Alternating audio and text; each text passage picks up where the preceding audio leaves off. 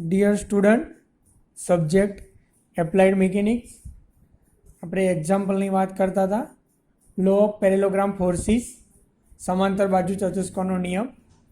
આપણી ફોર્મ્યુલા હતી આર બરાબર અંડરરૂટ પી સ્ક્વેર વત્તા ક્યુ સ્ક્વેર વત્તા 2 PQ cos theta, where R is equal to resultant force, P and Q two forces, theta is equal to angle between force P and Q. એ જ રીતે direction માટે આપણે જોયું હતું ટેન આલ્ફા બરાબર ક્યુ સાઇન થીટા અપોન પી plus ક્યુ cos theta. હવે આપણે example number 10, determine the maximum and minimum resultant of two force having a magnitude of 10 and 8 newton respectively. તો અહીંયા આપેલી રકમ પરથી ગિવન ડેટા, તો તમને આપેલી માહિતી છે ગિવન ડેટા, તો અહીંયા તમને આપ્યું છે E is equal to 10 newton, Q is equal to 8 newton. 10 newton, Q is equal to 8 newton.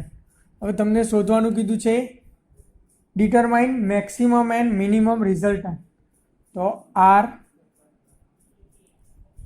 Maximum અને આર મિનિમમ શોધવાનો કીધો છે. હવે આપણે આગળ જોઈ ગયા હતા કે જ્યારે theta is equal to 0 degree ત્યારે પરિણામી બળ મહત્તમ હોય, એટલે કે when theta is equal to 0 degree resultant force is maximum. તો આપણે લખી શકાય કે when theta is equal to 0 degree resultant is maximum, કે જ્યારે થીટાની વેલ્યુ 0 હોય ત્યારે પરિણામી બળ કેવું હશે? મેક્સિમમ. તો આપણે જાણીએ છીએ આર બરાબર અંડરરૂટ પી square Q square 2 PQ cos theta. તો અહીંયા પી બરાબર 10 square 8 square 2 into 10 into 8 into cos theta એટલે કે 0. અહીંયા તમે કરશો કેલ્ક્યુલેટરની અંદર તો કોસ 0 એટલે કે એની વેલ્યુ થશે 1.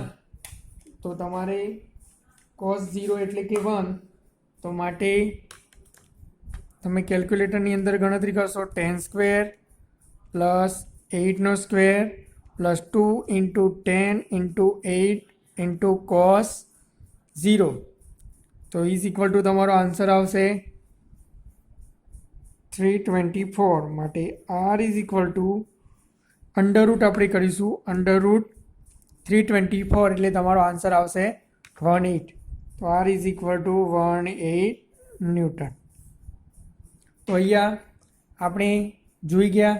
આને તમારે જ્યારે આ જ એક્ઝામ્પલ 2 માર્ક્સની અંદર પૂછાય, તો તમારે બીજી રીતે 2 માર્ક્સની અંદર પૂછાય તો આર મેક્સિમમ શોધવાનો કીધો હોય તો તમે આ રીતે ગણતરી કરી શકો કે when theta is equal to 0, તો માટે આર બરાબર પી પ્લસ ક્યુ.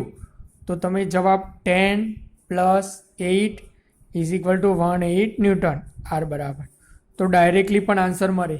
એ ક્યારે કરવાનું કે જ્યારે તમને 2 માર્ક્સની અંદર ક્વેશ્ચન પૂછાયો હોય ત્યારે આ રીતે. તો તમે સિમ્પલી અહીંયા જોઈ શકો કે જ્યારે 2 બરો 10 ન્યૂટન અને 8 ન્યૂટન, જ્યારે થીટા બરાબર 0 ડિગ્રી હશે ત્યારે તમને શું મળશે? R maximum is equal to 18 newton. તો ત્યારે તમારું પરિણામી બળ કેવું મળશે? મેક્સિમમ મળશે. હવે સેમ ટુ સેમ આપણે આર મિનિમમ શોધવાનું છે. તો આર મિનિમમ માટે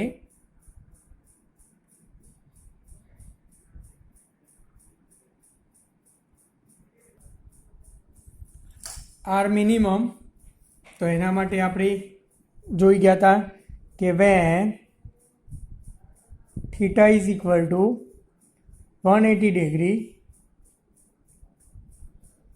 રિઝલ્ટન્ટ ઇઝ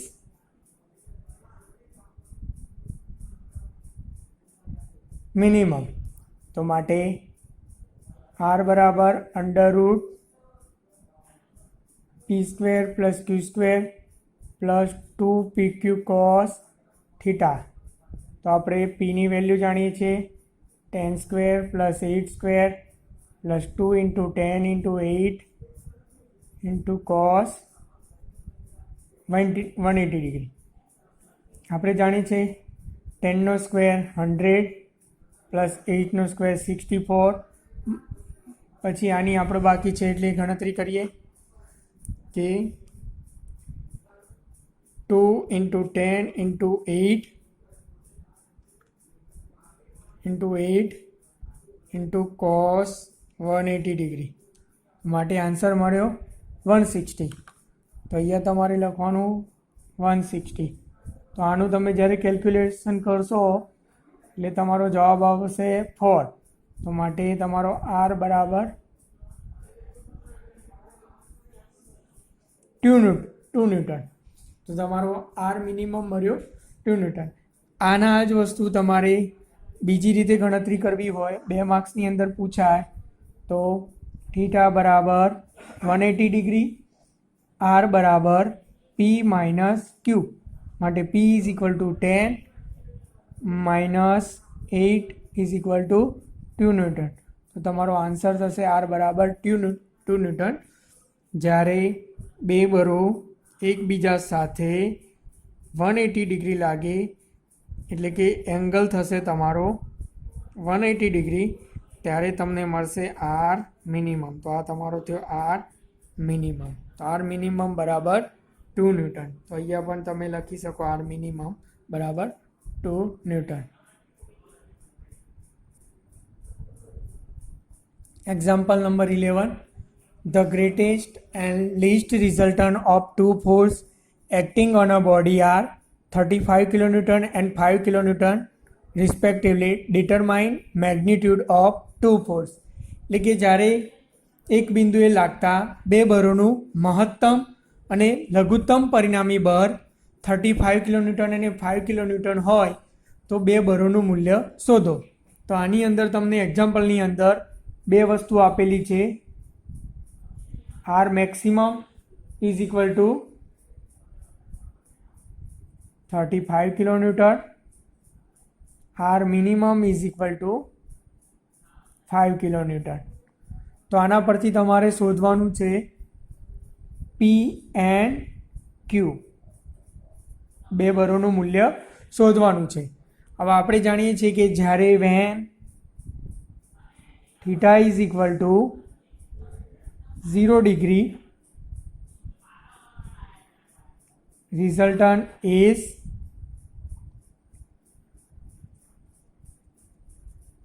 maximum. તો માટે R maximum is equal to under root p square plus q square plus 2pq cos theta. અહીંયા તમારે cos theta ની વેલ્યુ 0 મૂકવાની. R maximum એટલે કેટલું છે 35. આપણે પી અને ક્યુ શોધવાના છે માટે પી square Q square 2pq cos 0. આપણે જાણીએ cos 0 ઇઝ ઇક્વલ ટુ 1. તો માટે under root P square plus Q square plus 2pq cos 0 એટલે 1. આપણે જાણીએ છીએ કે પી પ્લસ ક્યુનો હોલ સ્ક્વેર બરાબર પી square plus Q square plus 2pq લખાય. તો માટે અહીંયા આના બરાબર આપણે અંડર રૂટ પી પ્લસ ક્યુનો હોલ સ્ક્વેર લખી શકાય. તો માટે સ્ક્વેર અને અંડર રૂટ છે માટે પી પ્લસ ક્યુ થશે. તો માટે P plus Q is equal to 35. આ તમારું થયું ઇક્વેશન નંબર 1. બરાબર. હવે આપણે શોધવાનું છે બીજી ફોર્મ્યુલા મૂકીશું કે van theta is equal to 180 degree,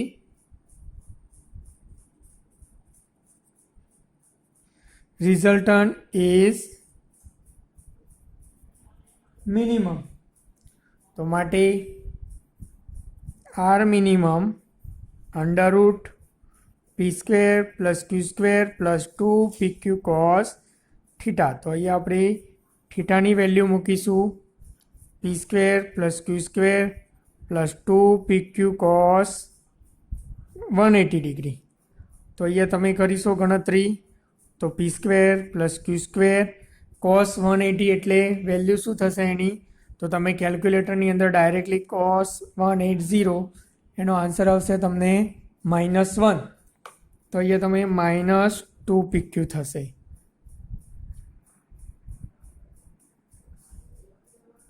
તો આપણો આન્સર અહીંયા હતો √ p² + q² - 2pq. હવે આપણે જાણીએ છીએ p - qનો હોલ સ્ક્વેર બરાબર p² + q² - 2pq. તો આના બરાબર આપણે p - qનો હોલ સ્ક્વેર લખાશે. તો √ p - qનો હોલ સ્ક્વેર એટલે અહીંયા p - q લખાશે. હવે થીટા બરાબર 180 ડિગ્રી હતો એટલે આર મિનિમમ બરાબર 5 આપેલો છે. તો માટે p - q = 5. આ થયું તમારું ઇક્વેશન નંબર 2. તો સોલ્વિંગ ઇક્વેશન 1 and 2. તો આપણું ઇક્વેશન નંબર 1 હતું p + q = 35, p - q = 5. તો અહીંયા તમારા q કેન્સલ જશે માટે 2p = 40. તો માટે p = 20 કિલો ન્યૂટન. આ પીની વેલ્યુ આપણે ઇક્વેશન નંબર 2ની અંદર મૂકીશું. તો p - q = 5, 20 - q = 5 માટે q = 20 - 5 = 15. તો q = 15 કિલો ન્યૂટન. અહીંયા આપણે when two force acting at a point and find out magnitude and direction of resultant force એના માટેની રીત છે લો ઓફ પેરેલોગ્રામ ફોર્સિસ. જ્યારે કોઈ એક બિંદુએ બે બળો લાગતા હોય તો એનું પરિણામી બળનું મૂલ્ય અને દિશા શોધવા માટેની રીત હોય તો લો ઓફ પેરેલોગ્રામ ફોર્સિસ એટલે કે સમાંતર બાજુ ચતુષ્કોણનો નિયમ. તો એના માટે આપણે ફક્ત બે ફોર્મ્યુલા r બરાબર √ p² + q² + 2pq cos θ અને ડાયરેક્શન માટે tan α બરાબર q sin θ/p + q cos θ. તો એપ્લાઇડ મિકેનિક્સની અંદર તમે એક્ઝામ્પલ ગણતરી કરશો તો એની અંદર તમારે કેલ્ક્યુલેટર કમ્પલસરી જોશે. તો એ માટે તમારે કેલ્ક્યુલેટર 82 ms લાવવાનું રહેશે. કોઈ બી કંપનીનું ચાલશે પણ 82 ms. તો કેલ્ક્યુલેટરનો ઉપયોગ તમારે કઈ રીતે કરવો તો એના માટે ફરીથી હું એકવાર કહી દઉં. તો અહીંયા તમે જોઈ શકો આ 0 to 9 ડિજિટની ન્યુમેરિક કી છે. જો કોઈ પોઈન્ટ કરવો હોય 1.25 કરવો હોય તો 1.25. તો આ છે તમારો પોઈન્ટ આપેલો છે બરાબર. એ જ રીતે તમે કોઈ બી પ્રોસેસ કરશો કે 12 + 25 તો એ તમને ઉપર બતાવશે અને એનો આન્સર = કરશો તો એ તમારો આન્સર નીચે હશે. તો તમારે ડાયરેક્ટલી કોઈ કેલ્ક્યુલેટરની અંદર ડાયરેક્ટલી આન્સર યુઝ કરવો હોય તો આન્સર દબાવશો તો એનો મતલબ કે આ તમારા 37 છે એ તમારા સીધા અહીંયા થઈ ગયા. 37 × 2 કરશો તો તમારો આન્સર નીચે આવશે 74. તો તમે આન્સરનો ડાયરેક્ટલી આન્સર કીનો ઉપયોગથી પણ કરી શકો. એ સિવાય તમે કોઈ લખ્યું કે 458 તમારે અને મલ્ટીપ્લાય કર્યા, અહીંયા આપણે મલ્ટિપ્લિકેશન ભૂલથી આવી ગયું છે તો તમે ડિલીટ કી કરશો તો એની મદદથી તમારે ડિલીટ થઈ જશે મલ્ટિપ્લિકેશનની નિશાની. ત્યારબાદ તમારે ડિવાઈડ કરવું હોય તો ડિવાઈડ પણ કરી શકો. તો એ રીતે તમારે આન્સર આવશે. એ જ રીતે તમારે કોઈનું અંડર રૂટ કરવું છે સ્ક્વેર રૂટ તો અંડર રૂટ કરીને તમે લખશો 25 અને = કરશો તો તમને આન્સર મળશે. એ જ રીતે કોઈ 10નો સ્ક્વેર કરવો છે તો x² વાળું બટન દબાવશો તો તમને 100 જવાબ મળશે. એ જ રીતે કોઈ 10⁵ કરવા છે તો તમે આ કીનો ઉપયોગ કરી શકશો. એ કી 5 કરશો તો તમને આન્સર મળશે. એ જ રીતે તમારે sin cos 10 વેલ્યુ આવશે તો sin તો sin 60 તો તમે ઇઝીલી = કરીને આન્સર લાવશો. એ રીતે cos અને tan. જો ઇન્વર્સ કરવો હોય તો શિફ્ટ સાથે તમારે શિફ્ટ દબાવ્યા બાદ સાઇન દબાવશો તો સાઇન ઇન્વર્સ થશે. એ જ રીતે ત્યારબાદ શિફ્ટ કરીને 10 દબાવશો તો 10 ઇન્વર્સ લખાશે. તો તમારે કોઈ જગ્યાએ 10 ઇન્વર્સ 0.2ની વેલ્યુ લાવવી હોય તો 10 ઇન્વર્સ 0.2 કરશો તો તમને નીચે આન્સર મળશે. તો આ જ રીતે કેલ્ક્યુલેટર કઈ રીતે યુઝ કરવું એના માટે તમને મેં જે અત્યારે ઉપયોગી છે એ વસ્તુ તમને બતાવી છે. એ સિવાય બીજો ઉપયોગ પણ આપણે જોઈશું જ્યારે અહીંયા લેક્ચર સ્ટાર્ટ થશે તમારા ફિઝિકલ ત્યારે. તો આ જ રીતે આપણે અહીંયા લો ઓફ પેરેલોગ્રામ ફોર્સીસના એક્ઝામ્પલ પૂર્ણ કરીએ છીએ. અને નેક્સ્ટ લેક્ચરની અંદર હવે આપણે બીજી રીત કે જ્યારે વેન મોર દેન 2 ફોર્સીસ જ્યારે એક પોઈન્ટ પર લાગતા હોય ત્યારે તેનું પરિણામી બળનું મૂલ્ય અને દિશા શોધવાની રીત એટલે કે રિઝોલ્યુશન ઓફ ફોર્સીસ બળોનું વિઘટનની રીત. તો એનો અભ્યાસ આપણે નેક્સ્ટ લેક્ચરની અંદર કરીશું. Thank you.